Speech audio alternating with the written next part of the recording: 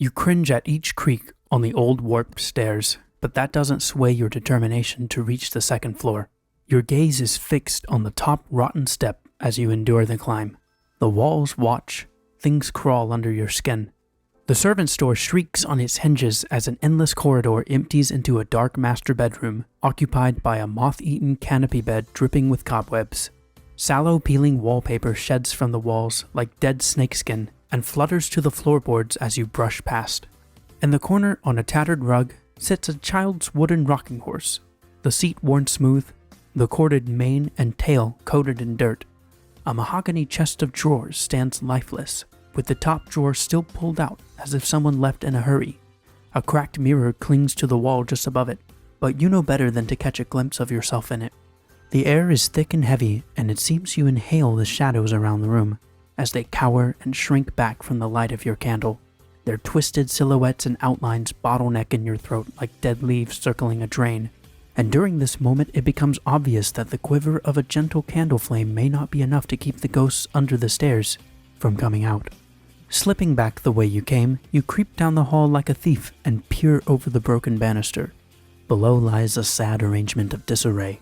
Sheets draped over furniture, tattered curtains hanging by mere threads, a cold stone fireplace, wet rotten holes in the plaster walls, a chandelier with broken strings of crystals, a man's derby hat still hanging from a coat rack, and all manner of papers and debris strewn about the room. The walls lean in, your blood suddenly stirs, someone is crying in the room above you. Behind you are the attic stairs. Your body's reaction to the sudden drop in temperature sends an icy chill down your spine like a razor blade. A window is open somewhere. A dead breeze wafts the scent of mold and decay over you as the orange pinch of flame atop your stump of candle flickers once, twice, and then is gone. The darkness settles over your head and shoulders like a deathly bridal veil as your heartbeat quickens and goosebumps spread across your flesh. A foul dust in the air coats your tongue with a stale film and turns your throat to dry cotton. Now directly in front of you, like a tomb in a mausoleum, the attic door stands wide open, hanging by one hinge. There is movement in the walls. Each stair screams out in pain as you ascend into the pitch darkness, and both hands grip the wooden banister for fear of stumbling and falling backwards. At the summit, a few paces into the room, a light bulb chain hangs in the blackness, and you hold your breath as you give it a sharp tug. Nothing. Instead of flooding the room with light, it seems to deepen the shadows even more, stirring up darkness like a diver stirring up soot in the belly of a shipwreck. You can't see your hand in front of your face. Sweat soaks through your clothes.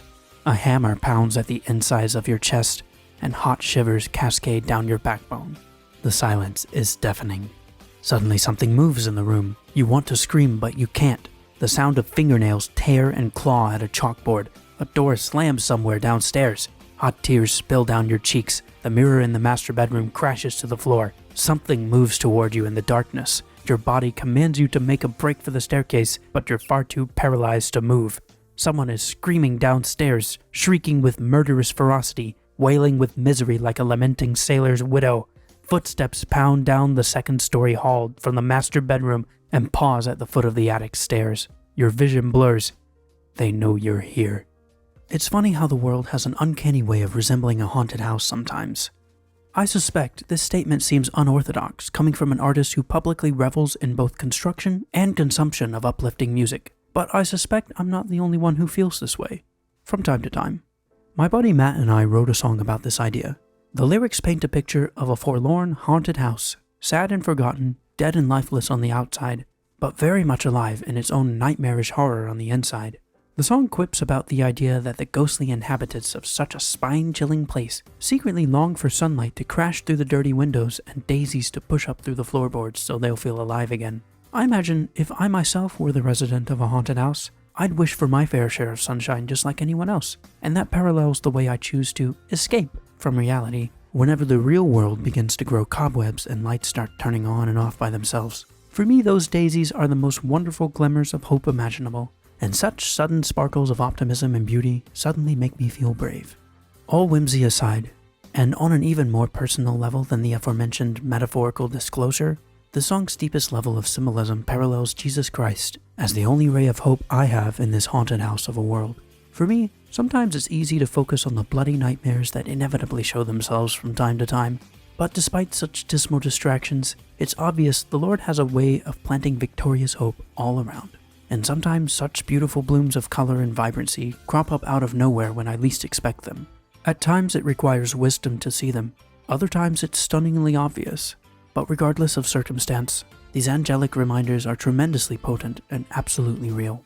Thus I continue to keep my knees black and blue, constantly on the hardwood floor, wholeheartedly thanking my Savior for the tremendous grace I've been given, for I'm not praying to the ceiling anymore.